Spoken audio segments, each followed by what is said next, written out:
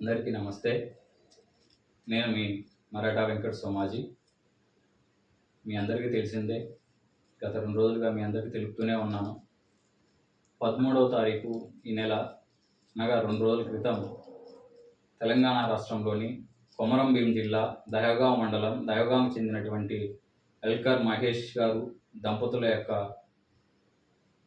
Baby సహస్రాకు జరిగినటువంటి ఘటన గురించి మీ అందరికి చెప్పడానికి నేను ఈ వీడియో చేస్తున్నాను. ఎల్కర్ మహేష్ గారు భార్యాభర్తలు ఇద్దరు తెలంగాణ రాష్ట్రంలోని కరీంనగర్ జిల్లా నారాయణపేట మండల్ పెద్దపల్లి దగ్గర ఉన్నటువంటి సుల్తానాబాద్ పోలీస్ స్టేషన్ పరిధిలో ఉన్నటువంటి ఒక రైస్ మిల్లులో కుటుంబ జీవనాల కోసం కార్మికులుగా పనిచేస్తూ సాయంత్రం టైంలో వాళ్ళు పాపని తల్లి పక్కన పెట్టుకొని పడుకుని నిద్రపోతున్న సమయంలో ఎదుటి రైస్ మిల్లులో పనిచేస్తున్నటువంటి బీహార్కి చెందినటువంటి వినోద్ అనే మెయిన్ ముద్దాయి, అదేవిధంగా సహకరించినట్టు బలరాం అనే వాళ్ళిద్దరూ తీసుకెళ్ళి మానభంగం చేసి అత్యంత కిరాతకంగా 6 సంవత్సరాల పసికందును చంపడం జరిగింది.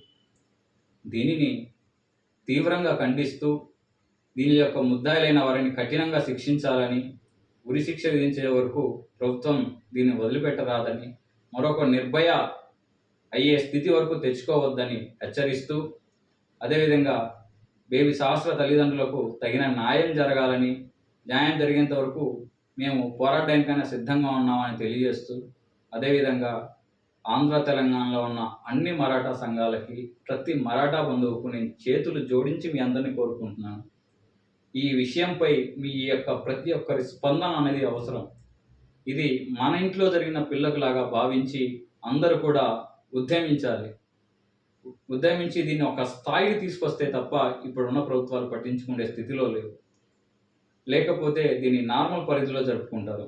దీని మీదే స్పందిస్తూ నేను సహస్ర యొక్క తల్లిదండ్రులైనటువంటి ఎల్కర్ మహేష్ గారితో మాట్లాడగా, అతను దాదా నా కూతురు చనిపోయింది, నా పరిస్థితి అర్థం కావట్లేదని ఏడుస్తుంటే కనీసం అతని బాధని భరించలేని స్థితిలో ఉన్నాను నేను. తన బేబీ సహస్ర మామ అయినటువంటి సురేష్తో మాట్లాడి ఇంతవరకు ఏం చేశారు, ఏం జరిగిందని తెలుసుకుంటే, అదే 13వ తారీఖు రోజున 11:23కు కంప్లైంట్ ఇస్తే ఎఫ్ఐఆర్ నమోదు అనేది 12 గంటల తర్వాత వరకు తీసుకున్న సందర్భాలు లేవు.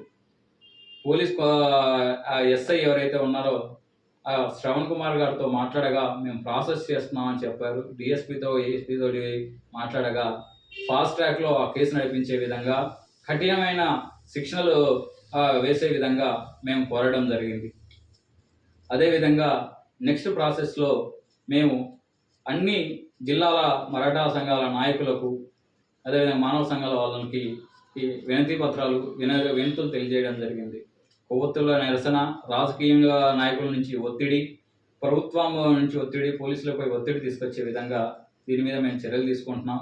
నెక్స్ట్ దీనిపైన సరైన న్యాయం జరగని పక్షంలో మేము ఆంధ్ర రాష్ట్రంలో ఉన్నటువంటి, ఆంధ్ర తెలంగాణలో ఉన్నటువంటి అందరం మరాఠాలు మాత్రం ఏకమై దీనిలో ఒక పెద్ద బహిరంగ సభ ఏర్పాటు చేసి దీనిపైన ధర్నా కూడా దిగే అవకాశం ఉందని నేను తెలియజేస్తున్నాను. ఈరోజు ఉదయం Madhukar Jadhav Patil Dada Telangana high court criminal defence lawyer గారితో మాట్లాడడం జరిగింది. దాదా గారి సలహా మేరకు తెలంగాణ పీపీ గారితో సార్ తోటి కూడా మాట్లాడడం జరిగింది.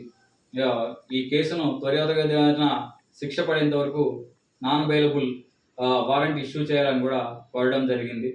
తదుపరి కార్యాచరణగా మీ అందరిని నేను కోరుతున్నాను, ఈ కేసును హైలైట్ చేయండి. ఈ సమస్య పరిష్కారానికి తగిన న్యాయానికి అందరు మరాఠాలు, అందరు మానవ సంఘాలు అందరూ కూడా ప్రతి ఒక్కరు తమ బాధ్యతగా భావించి దీనిపై మీ స్పందన తెలియజేయాలని, ఇది ఒక సీరియస్ కేసుగా ప్రభుత్వం తీసుకొని మరో నిర్భయగా దీని మీద చూసేంత స్థితికి తీసుకురావాలని మీ అందరిని కోరుకుంటూ నమస్తే.